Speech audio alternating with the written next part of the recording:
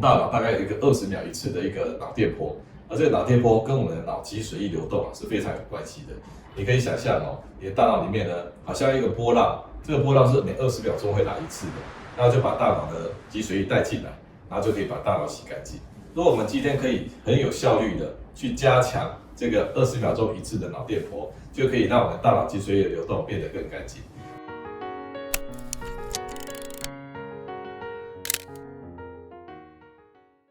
大家好，我是方世清，我在未来健康研究院。今天我来讲一个用声音指挥睡眠的题目。我们在睡觉前常常会去听一些音乐，然后让我们可以放松，甚至我们也会听很无聊的东西，转移我们的注意力，然后我们就睡着了。那声音可不可以改变睡眠呢？我今天讲的这个东西是用固定频率的声音来指挥我们的睡眠，让我们入睡呢更容易，然后睡得更熟，把大脑洗得更干净。我们都知道，我们的大脑里面是有脑电波的，就像我们心脏也有心电波一样。我们的脑电波一般来讲，清醒的时候是在8赫兹以上，也就是1秒钟有8个波以上。那等到我们快要睡着的时候，脑波就变慢了，然后我们把它叫做西塔波，然后再变得更慢呢，变成德尔塔波，所以甚至可以慢到每1秒钟只有1个波左右。那我们的大脑脑电波还有另外一个特性，它很喜欢跟外在的环境是同步的。比如说，你给它看一个光，这个光呢是10赫兹的，也就是说1秒钟是10次的，就噔噔噔噔噔噔，然后呢脑电波呢它就会出现同样的频率，它会跟外界这个光波是同步的。如果你给它一个声音，噔噔噔噔噔，那种脑电波也会跟它同步。所以我们的脑电波是很喜欢跟外在环境一起同步的。那我们可不可以用这个特性来改善我们的睡眠呢？增加我们的睡眠能力呢？是可以的。如果我们今天呢用一个很低频的声音，让我们脑波可以跟，那我们把声音呢这个频率越调越慢，我们脑电波自己就会被配合，然后越调越慢。那我们一开始呢可以给它8赫兹、9赫兹的，那它跟我们的一般的脑电波的频率是相同的。我们这个外在声音的频率就把它降低了，然后慢慢降，慢慢降。我们用30分钟左右，让它降到跟德尔塔波是一样的。那我们脑电波被我们骗了，一直跟一直跟，然后就变慢了，那就可以帮助我们睡着。可是要制造这么低频率的声音，并不是很容易的事情，因为我们并不是去制造一个很慢的，比如说的这样子的声音，我们是要利用一种高级的方法，叫做双耳的音频差。比如说呢，我们一边给它听500赫兹的声音，一边是510赫兹的声音，那这样就有10赫兹的音频差了那在我们大脑里面，它就会重组出一个5赫兹的音感，就好像在听一个5赫兹的声音。这样子的高级的方法是有助于这个让我们去吸收到这个低频率的声音的。而那种比较一般的方法，你放在桌子上，你就听到的这样的声音，是比较一般的方法，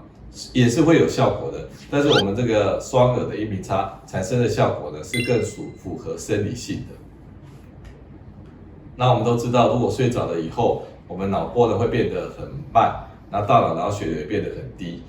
那个血流量低的时候呢，那个血管旁边的那个缝隙就会变得比较大。我们脑脊髓液就可以趁这个机会呢，进入到我们的大脑里面。所以如果我们睡得很熟，我们脑脊髓液呢就可以到大脑里面去做洗脑的工作。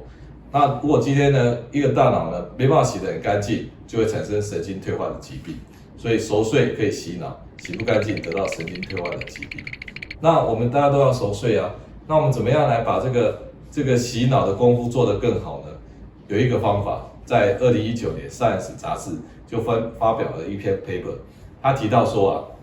我们大脑大概有一个20秒一次的一个脑电波，而这个脑电波跟我们的脑脊髓液流动是非常有关系的。你可以想象你的大脑里面呢，好像一个波浪，这个波浪是每20秒钟会来一次的，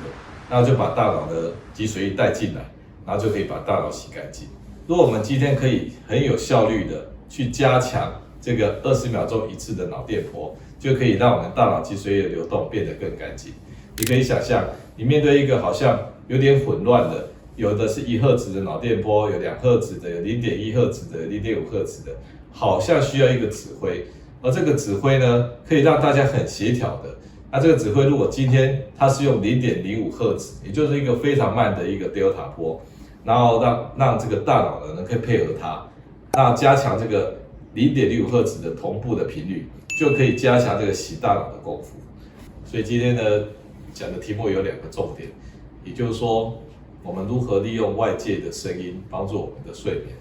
首先我们给一个低频率的声音，那这个声音呢是可以被调整成越来越慢的。那从8赫兹呢一直到1赫兹，在30分钟以内。那我们的脑电波有一个特性，它喜欢跟，那跟了之后它就中继了，然后就一起变慢了，那就引导我们去睡眠。那第2个呢，就是我们在熟睡的这个阶段，就是睡眠的前3个小时，我们必须要将我们的大脑洗得很干净。那在科学研究上有一个脑电波呢，大概是每20秒钟1次的。如果今天有人出来指挥，让这个脑电波呢能够做得更强，那它就可以洗得干净，大概是0.05赫兹的，那就可以避免我们产生神经退化的疾病。而这种指挥大脑的外界声音，大家说很简单啦，我们可以放一个声音就会出现的这个低频的声音，比如说哒哒哒哒，这是一个一般的方法。更符合生理性的呢，是属于双耳的耳频的音频差，也就是说我们要带2边的声音，那里面有频率的差距，那产生一个音感，这是更符合生理的。那今天方医师就是介绍这样的一个概念，这样的一个方法，有助于促进我们的睡眠。